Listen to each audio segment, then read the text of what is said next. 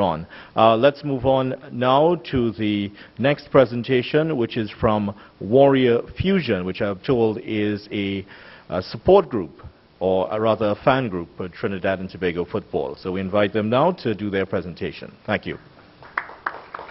Invite them now to do their presentation. Thank you.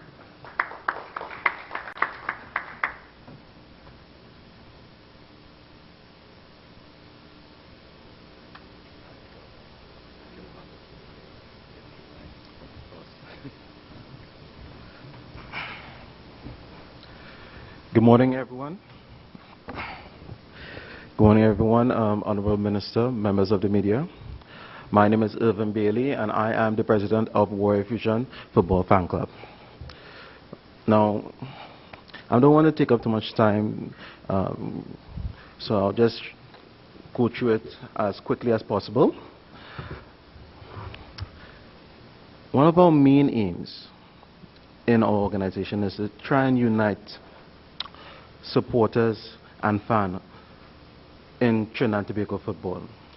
As we've all seen, that's not also so easy to do. You know, it's always easy to say, hey, what, everybody's supposed to be together. We all, you know, we're all Trinidad and Tobago citizens, so we're all supposed to support it. But as you can see, there are a lot of egos and dissension around the ranks and all these other things. Right? One of our also, we have major points when it comes to working at the community level. We saw a lot of people so far have come up with a lot of good points. You know, training camps, definitely stuff with the educational activities, development of our youths, which I think so far has pleased me very much to hear a lot of people are realizing that we need to focus on our youths. Especially those who are under the age of 12. We're talking primary school, not those in secondary school. I think that's also a major foresight, but later on when we do have to do our presentation, we'll go into that into more depth. So now to run through some of our points very, very quickly. We have developing of sporting schools and academies, right, for young upcoming footballers. We have major points when it comes to the continuous assessment of anything we do in this country. It seems like we started, and at some point it just goes to the wayside. Seems to be no form of implementation and further reassessment of anything. And with that, even the best laid plans just go to waste. We need to start something and follow through to the end. Even if it's a disaster, at least at the end of it, you can come back and say, well, here what, we tried this, and this was the result. And you can make changes. You can do different things next time around. Right? We also have players on the national team to become mentors for the youths, become exemplars in community service.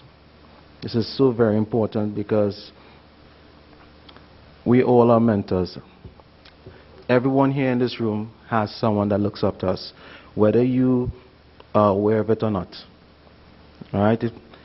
And I think maybe because our nature as a society, we don't really fully understand how much impact we have on each other, that we take it for granted.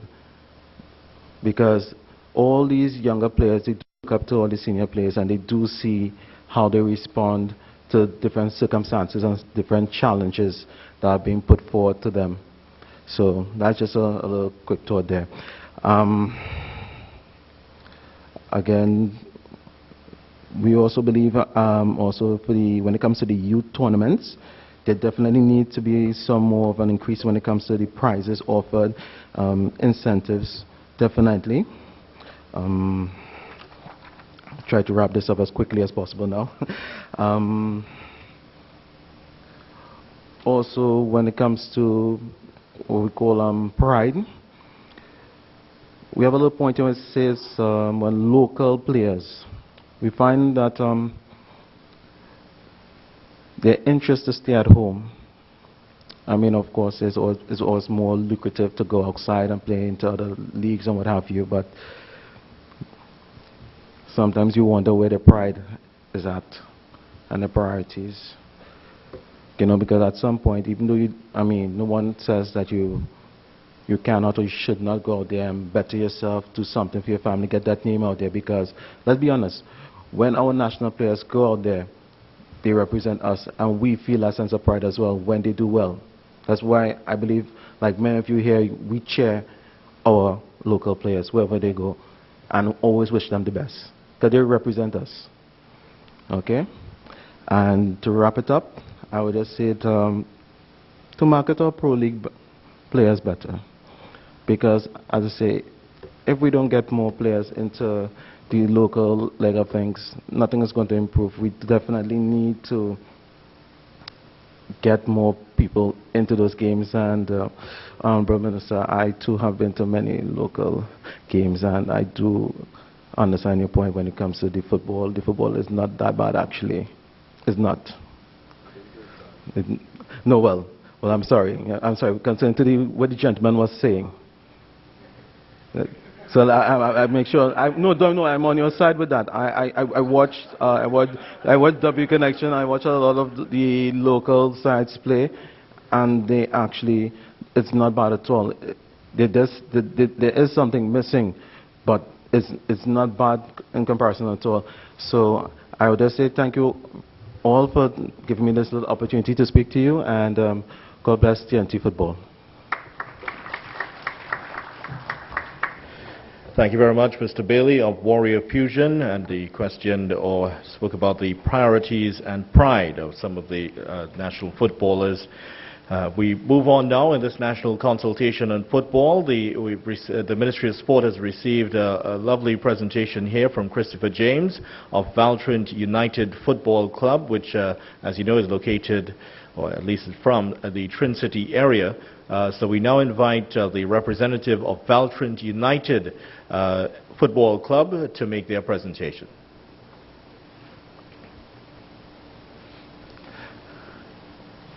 Okay, a little bit of a late show here, so we move on.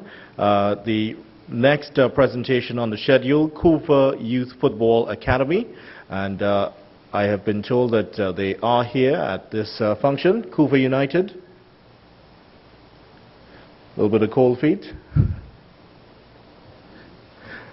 All right, we have quite a few more presentations to go, so we move on swiftly. The remainder of the presentations are from San Fernando Sports Academy, Hard Tackle Team, Cardena Sports Management Services, and SocaWarriors.net. So next we move on to San Fernando Sports Academy. All right, they also had a lovely presentation which was submitted to the ministry. Hard Tackle Team. All right, they're here. Okay, so I don't have to do